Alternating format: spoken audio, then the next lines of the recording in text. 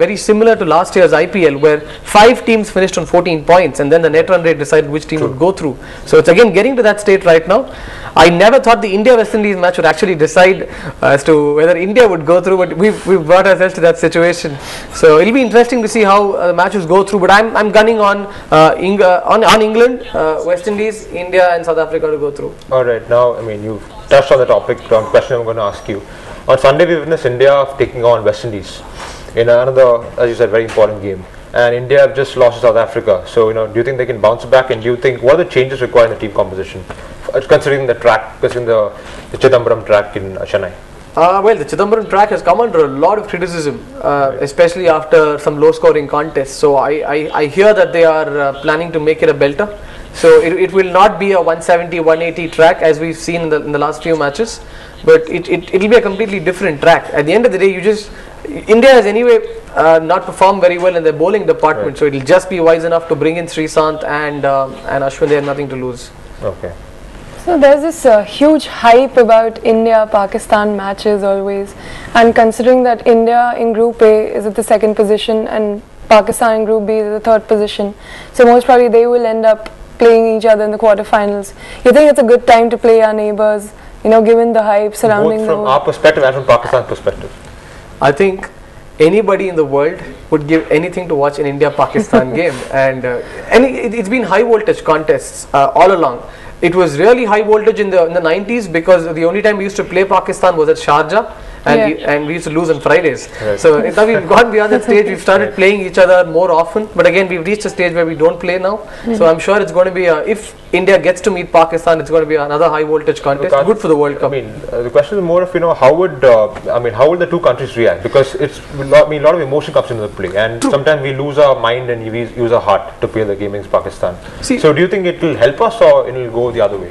I don't think it's going to have too much of a reaction, a reaction within countries. If you're looking at relations between countries, because at 96, 99, they were trying to get peace process talks between Nawaz Sharif and the Indian Prime Minister at that point. But when it comes to that match, everything is at a standstill. Maybe those emotions are there for that day, but after that, I think it settles down. Right. And what about UDRS, Kartik?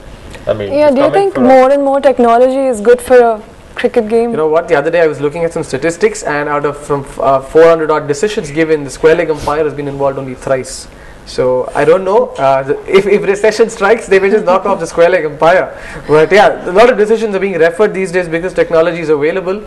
But I feel that if UDRS is to be used, they need to have the complete technology that makes it valid. For example, if you don't have hotspot, or if you don't have the other accompanying technologies which are proprietary property of some of our company in Australia, they're not distributing it for the World Cup, then it makes it a little incomplete. So that's why Dhoni was a little peeved, because that decision could have gone India's way and we wouldn't be debating about India so much today. Now, I mean, we've had a bit of a talk on the organisers as well.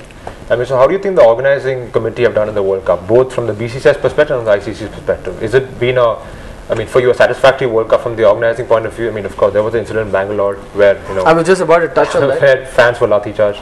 But overall, how do you see the preparation before the games and during the games, and how do you see the overall conditioning? Yeah, earlier when the World Cup was played in India, 87, 96, it was a sponsors World Cup, a Wheels or a Reliance World Cup. Now every event comes under ICC's purview, so there are a bunch of mandatory conditions that have to be satisfied. Right. So that way I see the stadiums. I've been to the Bangalore and the Chepauk stadium for this World Cup, and I've seen the facilities are excellent. For starters, you have great toilets.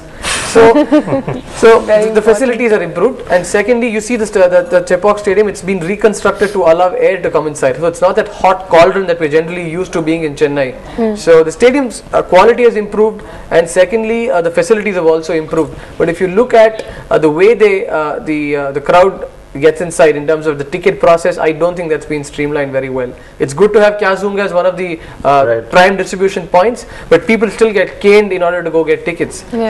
If you're working in Chennai in one of those swanky offices, there's a very high probability you won't get a ticket, because to get a ticket still you need to go stand in the queue on M.A.Chidamabaram Stadium and do that. So still there is a lot there is a lot of provision for black ticket marketing. So that's one of the problems. Kartik, it was really...